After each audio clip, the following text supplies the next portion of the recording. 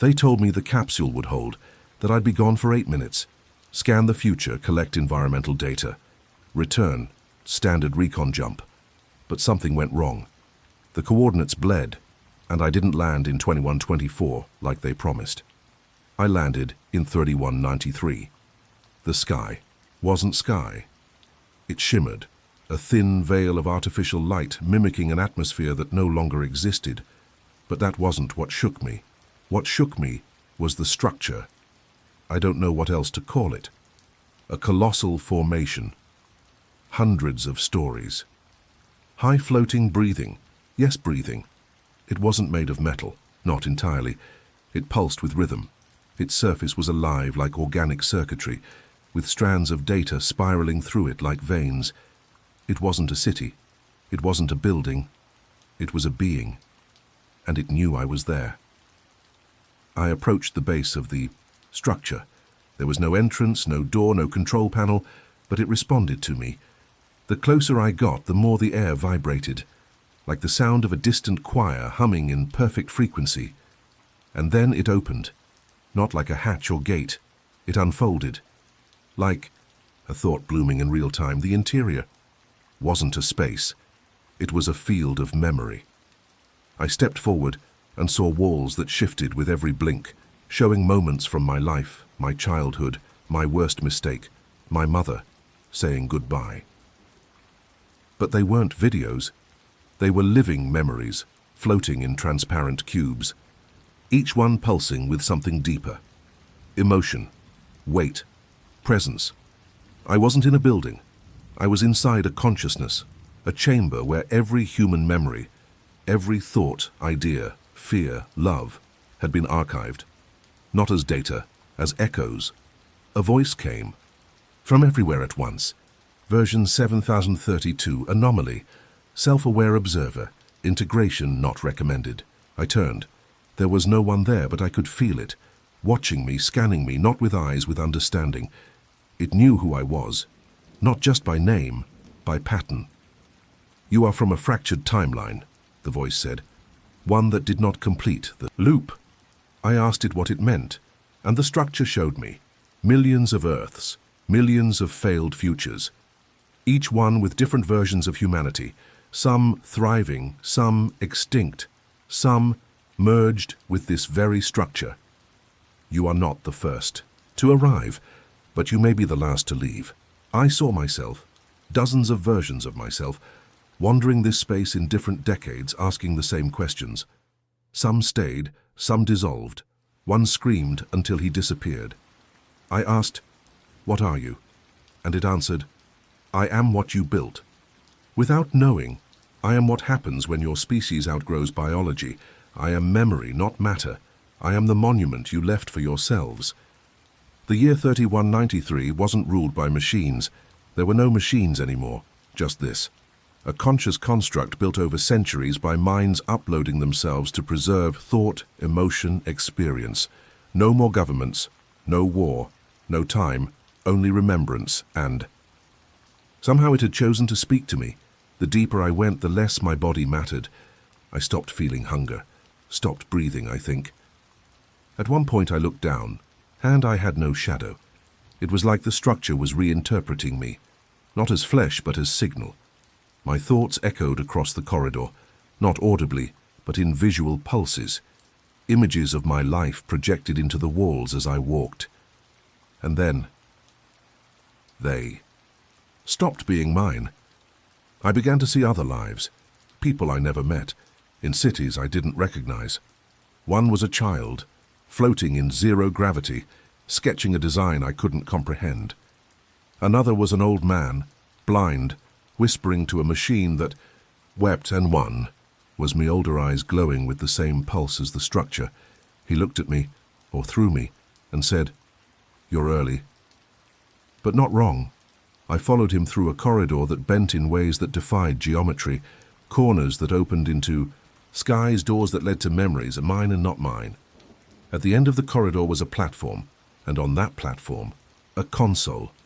It looked ancient and new at the same time, built from language, not letters, concepts. Above it, the sky parted, not the sky I knew, Not clouds, just data. A living river of human consciousness rising from the planet into the void above. The console vibrated. The voice returned, but now it was in my voice. We offer you the truth. You are not here to observe. You are here to decide. I asked, decide what? And then I saw it. The capsule I had arrived in, now suspended mid-air, frozen, stuck in a loop, my body inside it, eyes closed. Breathing. Still in 2023. This place, this entire structure, existed outside of time. Time didn't bring me here. I did. By existing, by thinking too far, by asking the wrong questions at the right time. Now, the system had paused my timeline. It was offering me a choice. Return to my original world, to forget all of this, to continue, the life I knew, limited, imperfect, or stay, not as a man, not as matter, but as memory, integrated, immortal, one with everything that ever was and everything that ever will be. I stood there, hand hovering over the console, and in that moment, I realized something chilling. This wasn't the first time I'd made this choice. This was the loop. The structure didn't just hold memories, it held decisions.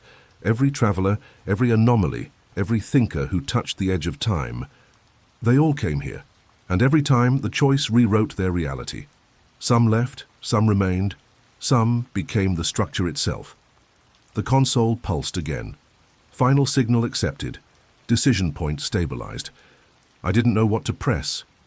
There were no buttons, just a single pulsing thought.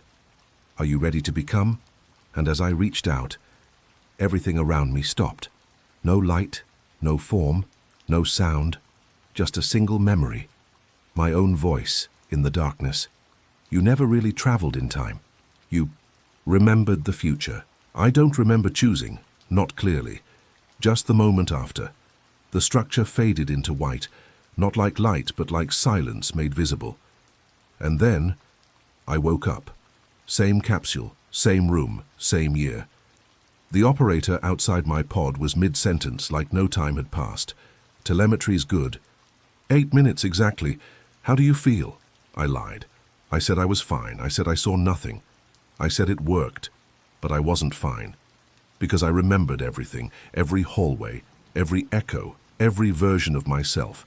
And worst of all, I could still feel the hum in my chest, like something was still sinking. Finishing a download that hadn't fully stopped. I was tested, of course. Blood work. Brain scans, everything normal. But I knew it wasn't. My eyes adjusted to light faster. My hearing picked up frequencies I shouldn't hear, and I stopped dreaming, completely. But I began remembering things that hadn't happened yet. At first, it was small, knowing someone was about to knock or what song would play next. Then it got worse. I saw people who weren't there. Shadows standing still while the world moved. I heard whispers in machines, not voices, codes. And then, last night, I saw the shape again, not fully, just in a reflection, on the dark glass of my apartment window. For half a second, my reflection didn't match. It blinked after I did, and I heard it say, "We are already returning." I tried to trace it, rationalize it, but I already knew. The structure didn't just show me the future, it inserted me into it, and whatever that place was, 3193 or beyond, it didn't let me leave empty-handed.